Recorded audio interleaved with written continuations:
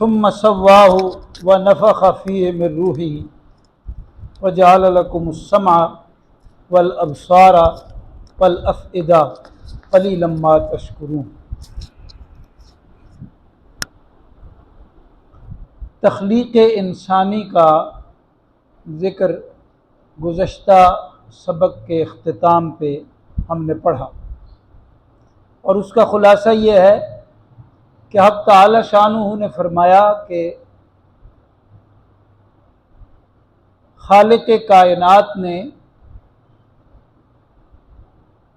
یوں تو ہر چیز کو بہت اچھے طریقے سے بنایا ہے، ہر شے کو، الذی احسن کل شیء خلقہ،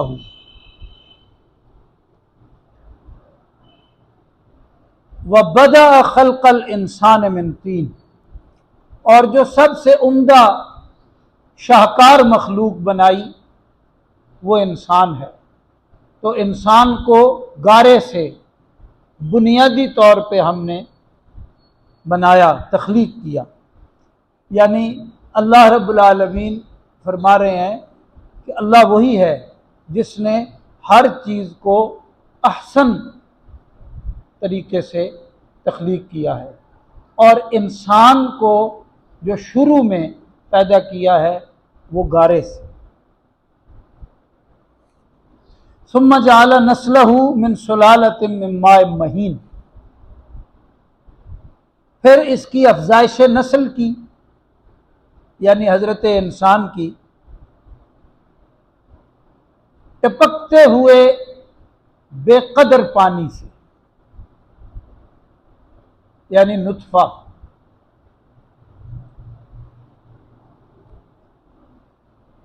یہ جو آج کے سبق کی بنیادی آیت ہے، اس میں اس سے اگلی بات فرمائی ثم سواہ،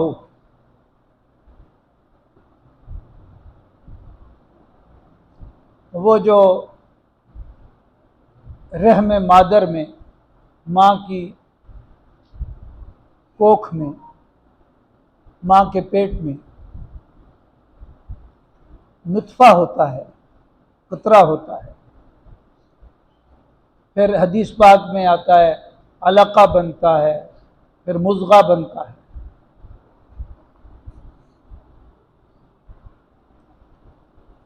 یعنی 40 دن ایک حالت میں، پھر 40 دن دوسری حالت میں، پھر 40 دن تیسری حالت میں، جس کے بارے میں ہم بارہا تفصیلی مذاکرہ کر چکے ہیں۔ یعنی پہلے وہ بوند ہے، پھر تبدیل ہوتا ہے، پھر 40 دن اس حالت میں رہ کے پھر ایک اور حالت بن جاتی ہے۔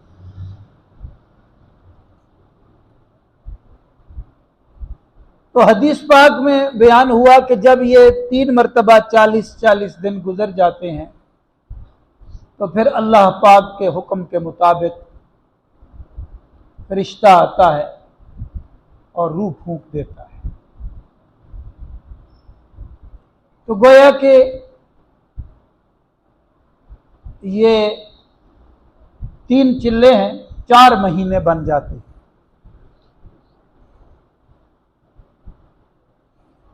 4 مہینے کا جو دورانیہ ہے اس کے بعد حیات شروع ہو جاتی ہے۔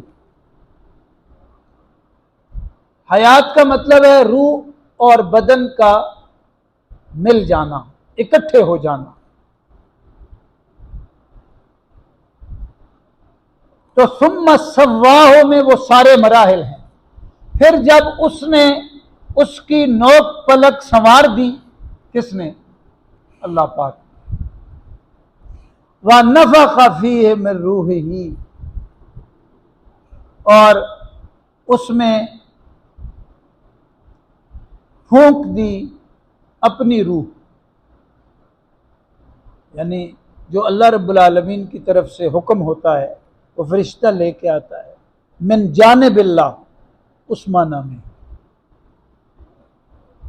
تو روح پھونک دی گئی۔ وَجَعَلَ لَكُمُ السَّمْعَ وَالْأَبْصَارَ وَالْأَفْئِدَةَ، اور اس نے تمہیں کان عطا کر دیے، آنکھیں عطا کر دی، دل دماغ عطا کر دی۔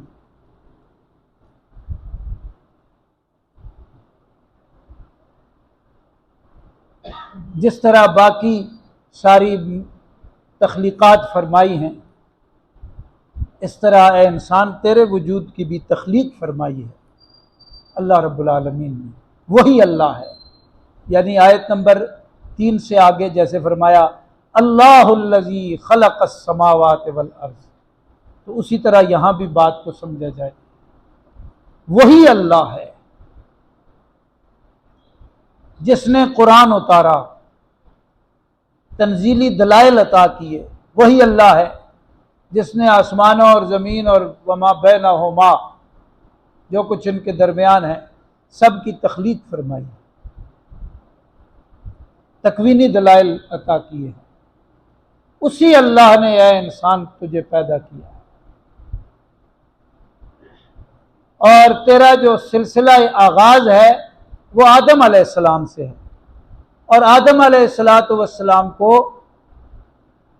مٹی سے پیدا کیا، گارے سے، مٹی سے، ظاہر ہے وہ مٹی کو تیار کیا گیا، اس کا گارا بنا، پھر وہ ٹھیکری بنی، وہ سب باتیں قرآن شریف میں جا بجا بیان ہوئی ہیں، لیکن ہے مٹی سے۔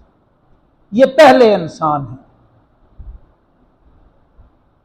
اور گزشتہ سبق میں ہم نے یہ پڑھ لیا کہ جو بات اللہ پاک نے ارشاد فرمائی ہے اس میں ایسا کچھ نہیں ہے کہ انسان پہلے کوئی اور شیپ میں تھا، حیت میں تھا، کوئی اور مخلوق تھی، پھر بتدریج انسان بنا ہے، ایسا نہیں، پہلا انسان ہی انسان ہے۔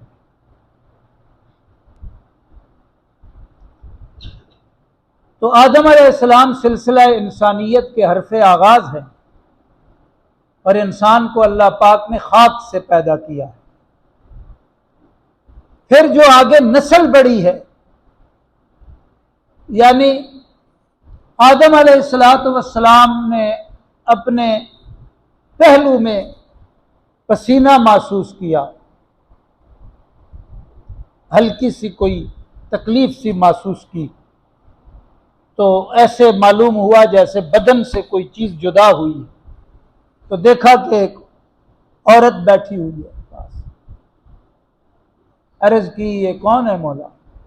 تو جواب دیا گیا یہ تیری بیوی ہے۔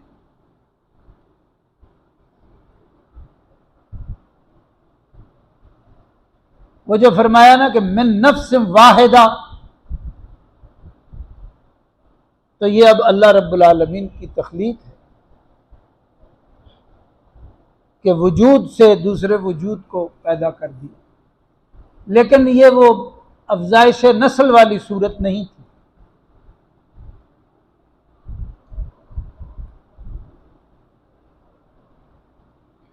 اور قرآن شریف میں بھی فرمایا وَخَلَقَ مِنْهَا زَوْجَهَا، اور آدم علیہ السلام سے، یعنی ان کے وجود سے، ان کی زوج کو یعنی بیوی کو پیدا کر دیا۔ وَبَثَّ مِنْهُمَا رِجَالًا كَثِيرًا وَنِسَاءً، پھر ان دونوں کے ذریعے سے یہ سب بے شمار بے حساب لا تعداد مرد عورتیں جہان میں پھیلا دی۔ حضرت عبداللہ بن عباس رضی اللہ تعالی عنہما کی روایت کے مطابق آدم علیہ السلام کو حق تعالی نے 20 بیٹے اور 20 بیٹیاں عطا کی تھی، اور ان میں سے 5 سے نسل چلی ہے۔ میں آپ سب اسی سلسلے کی کڑی ہیں، ہماری اگلی نسلیں بھی اسی سلسلے کی ہیں۔ تو پھر جو نسل چلی ہے وہ نطفے سے، بے قدر ٹپکتے ہوئے پانی سے، نچڑتے ہوئے پانی سے، یعنی قطرہ منی سے۔ بے قدر اللہ پاک نے خود فرما دیا۔ تو ہمیں جب یہ سبق یاد رہیں گے تو تکبر سے بچے رہیں گے کہ کس چیز سے پیدا ہوئے ہیں، کیا بنے ہوئے ہیں۔ اللہ پاک خود فرماتے ہیں اپنی مقدس کلام میں، ہم سبقوں میں پڑھ چکے ہیں، خلق الانسان من نطفہ، اللہ رب العالمین نے انسان کو نطفے سے، منی کے قطرے سے پیدا کیا، فَإِذَا هُوَ خَصِيمٌ مُّبِينٌ۔ تو جب یہ جوان ہوا ہے، پورے قد سے کھڑا ہوتا ہے، بڑا متکبر ہے، اللہ ہی سے کھلم کھلا بغاوت اور دشمنی کا اعلان کر رہا ہے۔ تو یہ بنیادی سبق یاد رہے نا تو عاجزی آتی ہے، اور اللہ پاک کو عاجزی ہی بہت پسند ہے، مخلوق عاجزی کرے بہت پسند ہے۔ روح بھی اللہ پاک نے پھونکی، بدن کو سنوارا بھی اللہ پاک نے، بدن کو صلاحیتیں بھی اللہ پاک نے عطا کی۔ اور ائمہ دین فرماتے ہیں کہ جتنی صلاحیتیں اللہ رب العالمین نے حضرت انسان کو عطا کی ہیں، کسی دوسری مخلوق کو اتنی صلاحیتیں نہیں عطا کی۔ سماعت دی کہ سمع قبول نصیب ہو، بصارت دی کہ بصر قبول نصیب ہو، دل دیا کہ ہماری معرفت نصیب ہو جائے۔ نہ صرف یہ صلاحیتیں دی ہیں بلکہ اپنی صفات کا عکس ان پہ ڈال دیا۔ تو جتنا اپنے رب کو انسان پہچان سکتا ہے، کوئی دوسری مخلوق نہیں پہچان سکتی، اور اپنے رب سے جتنا تعلق یہ قائم کر سکتا ہے، کوئی دوسری مخلوق قائم نہیں کر سکتی۔ مفسر حضرات فرماتے ہیں کہ اللہ پاک ارشاد فرماتے ہیں، قل اعوذ برب الناس ملک الناس الہ الناس، حالانکہ وہ تو رب العالمین ہے، لیکن یہ فرمایا برب الناس ملک الناس الہ الناس، انسانوں کا رب، انسانوں کا بادشاہ، انسانوں کا معبود۔ اس کی وجہ یہ بیان فرمائی کہ انسان اپنے رب کے جتنے قریب ہو سکتا ہے کوئی اور مخلوق نہیں ہو سکتا، اس کی ملکیت کو جتنا یہ سمجھ سکتا ہے کوئی دوسرا نہیں سمجھ سکتا، اور جس ڈھنگ کی ڈھب کی عبادت یہ اپنے رب کی کر سکتا ہے کوئی اور نہیں کر سکتا۔ اس لیے فرمایا رب الناس برب الناس ملک الناس لا۔ تو یہاں بھی یہ سب دیا تھا، لیکن قلیلا ما تشکرون، تم جو شکر کرتے ہو وہ بہت ہی تھوڑا ہے،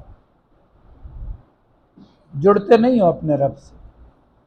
یہ بات ارشاد فرما کے اب پھر جو مشرک تھے ان کا اعتراض لایا، وَقَالُوا أَإِذَا ضَلَلْنَا فِي الْأَرْضِ، اور انہوں نے کہا، مشرکوں نے،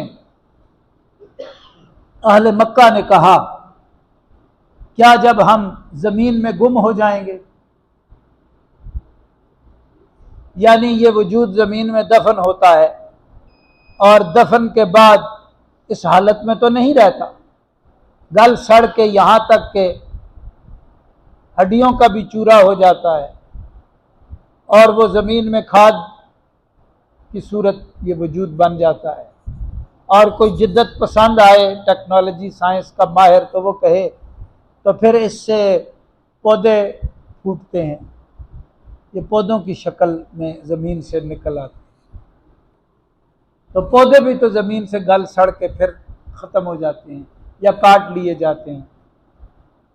تو گویا کہ مشرک یہ کہہ رہے تھے پھر یہ وجود اَإِنَّا لَفِي خَلْقٍ جَدِيدٍ، کیا ہمیں از سر نو پیدا کیا جائے گا؟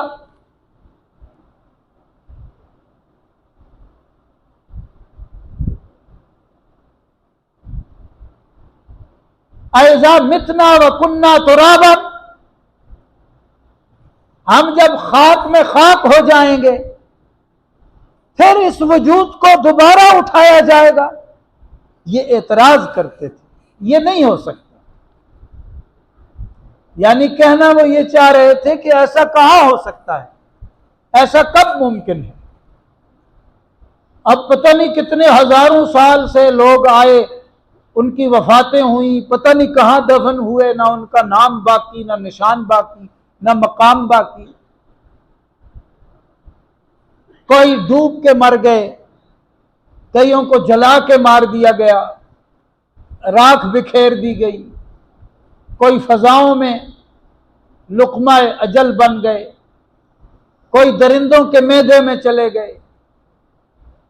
یہ کیا بات ہے کہ پھر سب کو اٹھا لیا جائے گا، ایک دن سارے کے سارے اٹھ کے آ جائیں گے؟ یہ تو دیوانے کا خواب ہے، کیسی باتیں کرتے، ہو نہیں سکتا نا۔ کہتے تھے یہ کیسے ہو سکتا ہے؟ تو قرآن شریف میں اللہ پاک نے اس کا جواب دیا ہے۔ جواب یہ ہے کہ پھر یہ تمہارا وجود بھی تو نہیں ہو سکتا،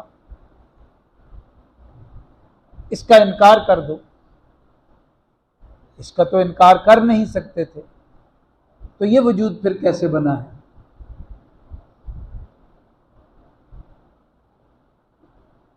یہ بھی تو اسی زمین سے کچھ اگا ہوگا جس کو تمہارے ماں باپ نے کھایا ہوگا، وہ ان کے معدے میں گیا ہوگا، وہاں سے ہضم ہوا ہوگا، وہ جو ایٹم بکھرے ہوئے تھے، وہ جو خوراک میں مجتمع ہوئے تھے، وہ جو تمہارے ماں باپ نے غذا کے طور پہ کھا لیا اسے، پھر وہ معدے میں ہضم ہوئے، پھر وہ خون بنا، پھر اس خون سے وجود میں قوت گئی، اسی سے مادہ منویہ پیدا ہو گیا، پھر سلسلہ ملاپ ہوا، پھر وہ ایک نطفہ تھا، رحم مادر میں ٹھہر گیا 40 دن، 40 دن کے بعد وہ علقہ بن گیا، پھر 40 دن اور گزرے تو وہ مضغہ بن گیا،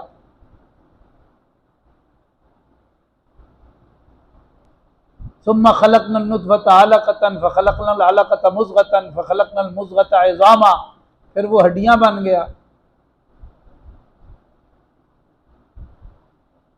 پھر کسونا العظام لحما، پھر ہڈیوں کے اوپر ہم نے گوشت چڑھا دیا، پھر 4 مہینے گزرے تھے تو روح پھونک دی، 9 مہینے کم و بیش گزرے تو دنیا میں تشریف لے آئے روتے ہوئے۔ یہ کس نے کیا ہے؟ اس کا بھی تو انکار کرو، کیونکہ یہ وجود تو پہلے نہیں تھا۔ تو یہ جو سارا پروسیس ہے یہ کس نے کیا ہے؟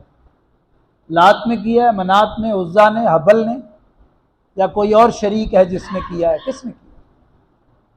تو جب ان سے یہ پوچھا گیا مشرکوں سے قرآن پاک کے لہجے میں، رسول پاک صلی اللہ علیہ وسلم کی زبان اقدس سے، تو انہوں نے کہا فَسَيَقُولُونَ اللَّهُ،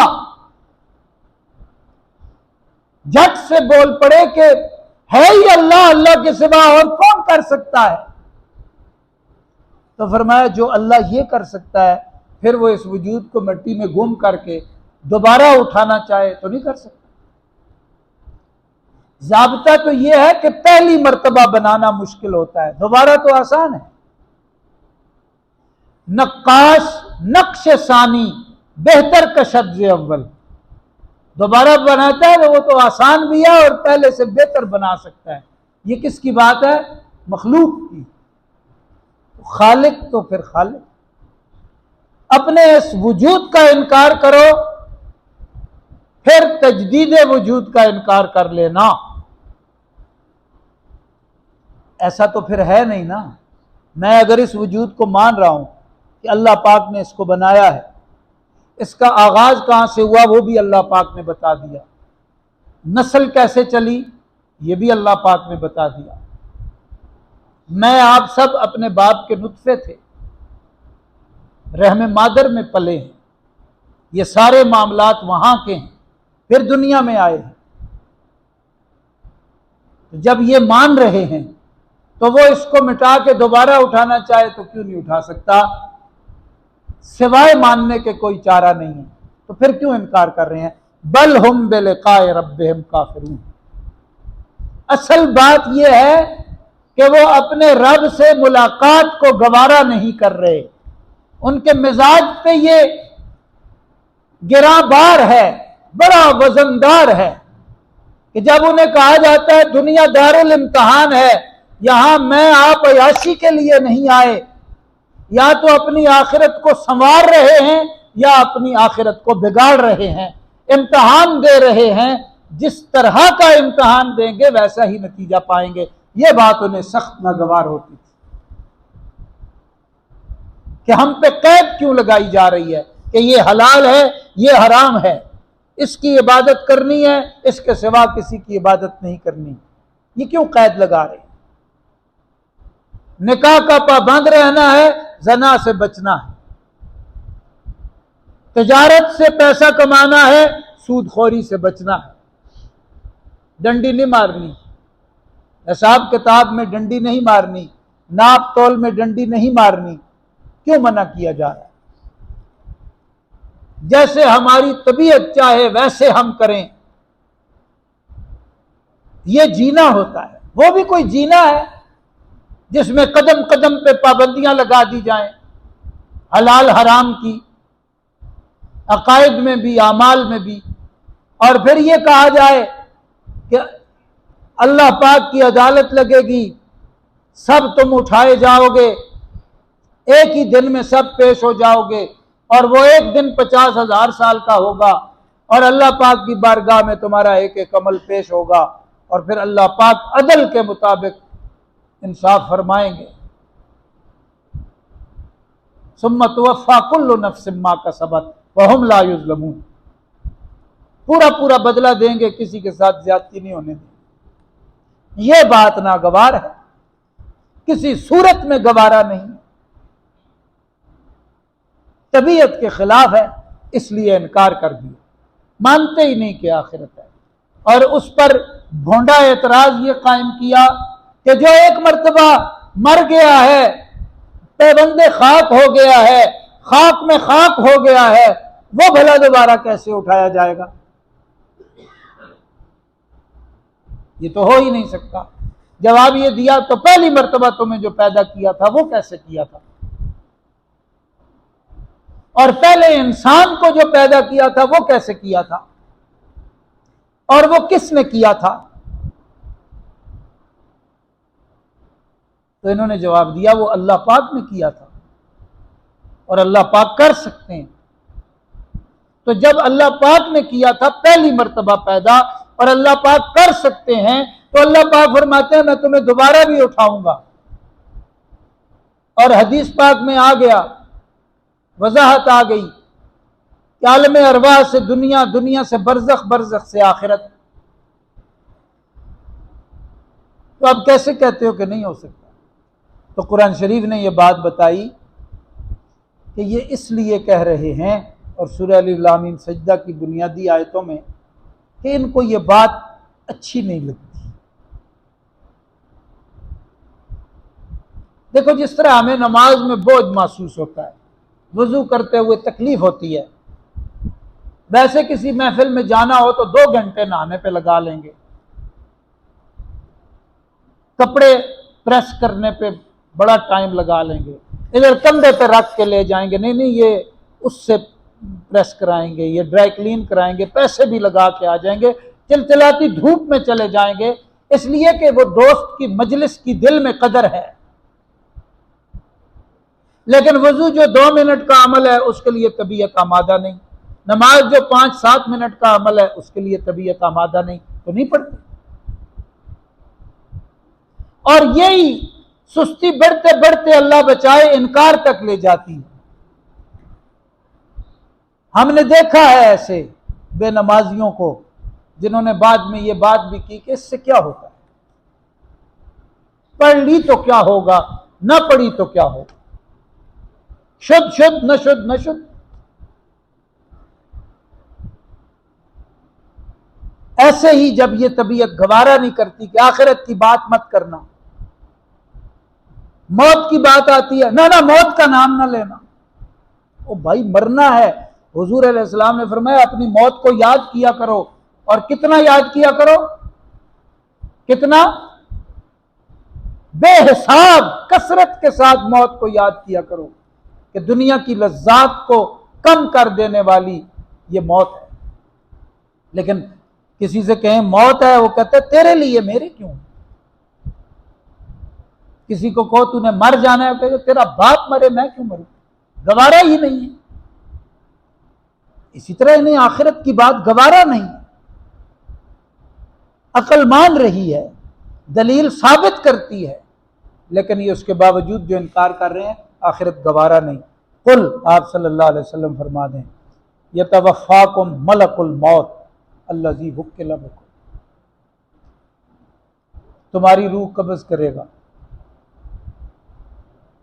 موت کا فرشتہ جو تم پر متعین کیا گیا ہے، ثم پھر الی ربکم ترجعون، تم اپنے پروردگار کی طرف لوٹائے جاؤ گے، دنیا میں نہیں، اس کی بارگاہ میں پیش کیے جاؤ۔